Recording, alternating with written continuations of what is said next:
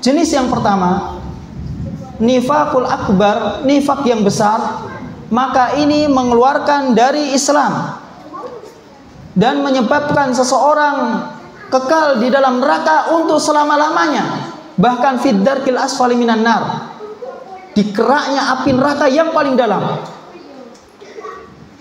Kalau orang munafik, orang kafir yang biasa, tidak di keraknya neraka, tapi orang yang munafik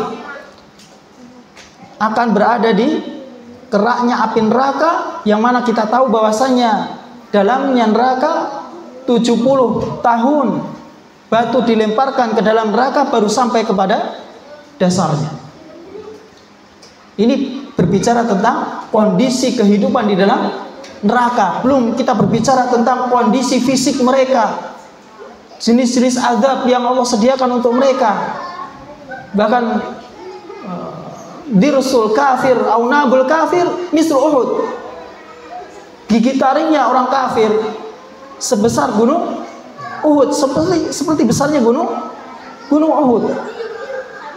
Wa ghilatu jildihi masiratu salas, tebalnya kulitnya sejauh perjalanan tiga hari.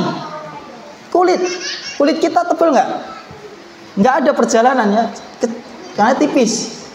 Tapi tebalnya kulit orang kafir sejauh perjalanan tiga hari. Oleh karena itu, ini ancaman bagi orang-orang yang munafik ketika di dunia. Yang mana ketika di dunia mereka menyembunyikan kekufuran, menampakkan keimanan ya secara zahir, adapun secara batin mereka tidak beriman kepada Allah Subhanahu wa taala. Kemudian jenis yang selanjutnya adalah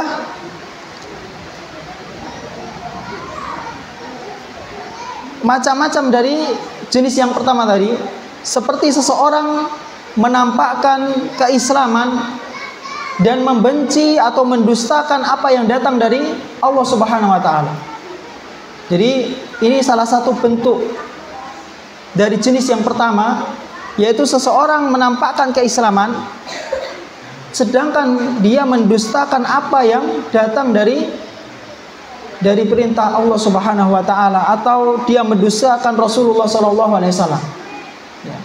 Ini salah satu bentuk dari nifakul akbar.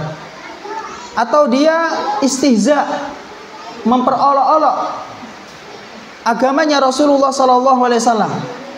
Ya, memperolok-olok, menghina, mencela agamanya Rasulullah SAW, syariatnya Allah Subhanahu wa taala, maka ini merupakan salah satu hal yang bisa mengeluarkan seseorang dari Islam. Kemudian jenis yang kedua, nifakul asghar.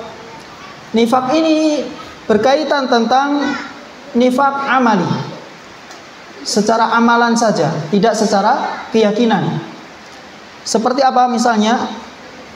Seseorang berdusta di dalam berbicara, setiap berbicara dia berdusta. Dan ini bahaya ya. Seseorang yang terbiasa berdusta, ketika berbicara berdusta, memberitakan berdusta, takutnya yuktaba indallahi kadzaban. Takutnya dia ditulis di sisi Allah sebagai orang yang pendusta. Dan orang yang pendusta, kalau hobinya berdusta, ini akan menjadi penyakit dan sulit untuk mengobati. Sulit, karena kedustaan akan melahirkan kedustaan yang berikutnya. Inilah bahaya. Kedustaan, satu kali berdusta akan melahirkan kedustaan yang berikutnya. Ini salah satu bahaya dari berdusta. Kemudian di antara jenis nifak amali adalah menyelisihi janji atau berkhianat. Sebagaimana sabda Rasulullah SAW, ayatul munafik salas, tanda-tanda kemunafikan ada 3. Idza haddasa kadzaba, apabila dia berbicara dia berdusta. Wa idza wa'ada akhlafa, apabila dia berjanji dia menyelisihi. Wa idza tumina khana, apabila dia diberikan amanah dia berkhianat. Ini nifak secara amaliyah, bukan secara i'tiqadiyah, ya, bukan secara keyakinan.